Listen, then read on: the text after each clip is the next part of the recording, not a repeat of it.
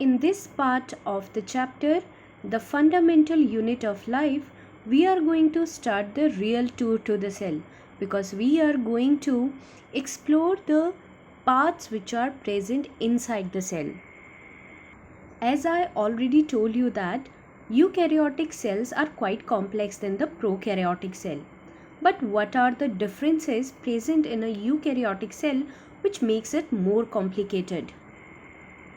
In this video, we are going to explore about the nucleus and the cytoplasm. This is a eukaryotic cell, and if you can observe the purple color or ball-like structure which is present in between the cell, this is called as nucleus, and it is the largest organelle of a eukaryotic cell, which is visible under light microscope. So when you prepare any temporary slides, the blue color of dots which you can observe here are the actually nucleus.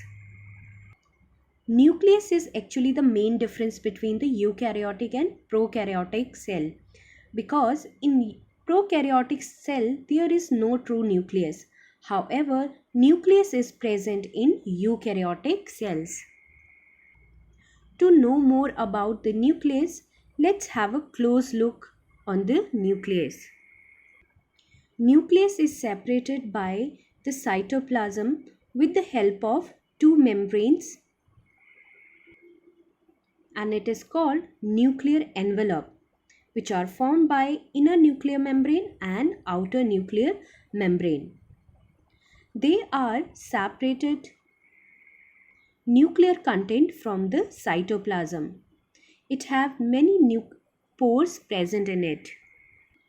The rounded structure which you can see inside the nucleus, that is known as nucleolus. In this picture, you can observe the double layer nuclear envelope having the nuclear pores, right? And there is a fluid-like material present inside the nucleus which is known as nucleoplasm. Thread-like structure is present in nucleoplasm. These are known as chromatin. The nucleolus which is present in nucleus is actually the site of formation and storehouse of RNA, and it also helps in synthesis of ribosome. During the cell division, the chromatin which is present in nucleoplasm, they arrange themselves into a chromosome. So we can say that chromosomes are present in a nucleoplasm. Chromosomes are they are made up of double-stranded DNA, right? And a segment of DNA is called gene. Genes are also known as the heredity unit. Or we can say that they are functional unit of chromosome. Number of chromosome is fixed in different species. Like in frog, there are 26 chromosomes, and if we talk about human beings, total number of chromosomes are 46. You can call nucleus as a head office because many important functions are regulated from the nucleus. Nucleus is very important because it stores the genetic information in the form of DNA and RNA, right? And it also helps in formation of ribosome. Ribosome helps in the synthesis of proteins. And further, they also control all the cellular functions which happens inside a cell.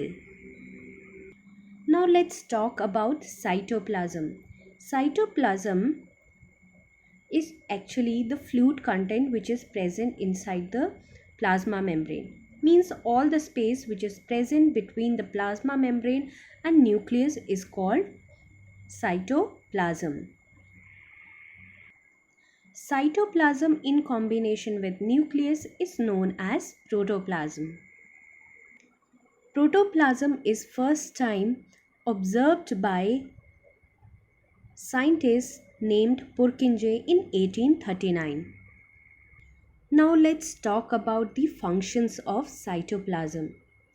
Cytoplasm is the seat of all the metabolic processes which occur in a cell, and it is the storehouse of all the raw materials which are required in metabolism. It brings all the exchange of material inside and outside of the cell, and it helps in the distribution of material too. And the most important thing, it provides the platform for the different cell organelle. In multicellular organism, many activities are required to support the structure and the function, right? And to keep all these activities separated from each other, cells have a membrane bound structure which is called cell organelles. And the cell organelles which are present are endoplasmic reticulum, Golgi apparatus, lysosomes, mitochondria, plastids, and vacuole. We will study all these cell organelle one by one. So in this video we have learned about nucleus and cytoplasm.